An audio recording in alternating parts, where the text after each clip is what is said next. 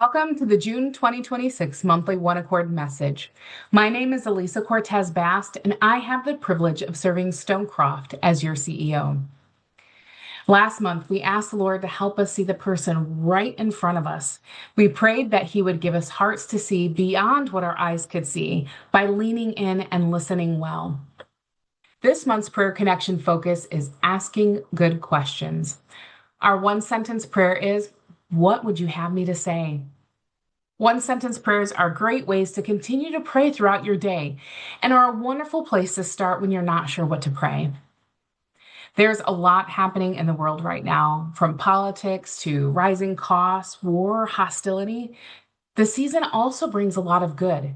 Graduations, celebrations, transitions, vacations. It can be tricky trying to figure out what is the right thing to say and also when to say it. When we are in times like these, people are often angry, afraid, maybe even anxious. Often we don't have the words to say what is happening inside us and around us. This is where the power of good questions is so important.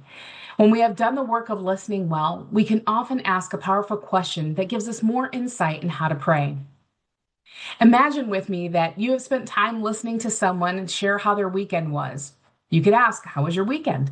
You may hear, "Good, busy, it went so fast." Now imagine if you had asked, "What was the best part of your weekend?"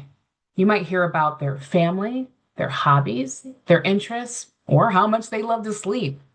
Or they could say that nothing was good, and the door is open for you to ask another caring question. Good questions give us insight into what people prize and what is bringing them pain. Paul knew this when he was in Athens in Acts 17. He listened and observed.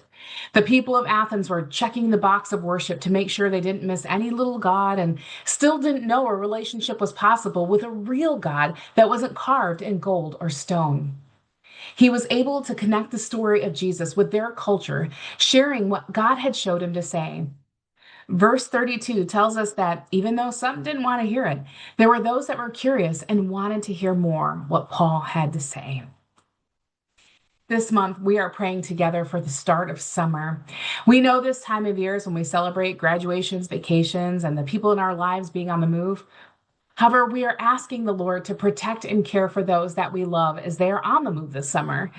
We also ask that God would watch over our travel and our rest.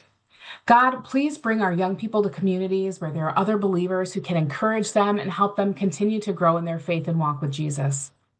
We also ask, Lord, that as we are on the move, that you would bring people in our paths that are ready to hear the gospel and how you are moving in our lives.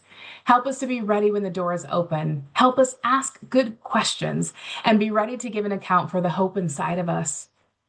We ask that you pray for our groups and planning teams. While some groups meet over the summer, we know that many take a break. We are asking, Jesus, that you bring rest to those teams needing a breather. And for those that are meeting, that the summer is time of invitation and decisions for Jesus.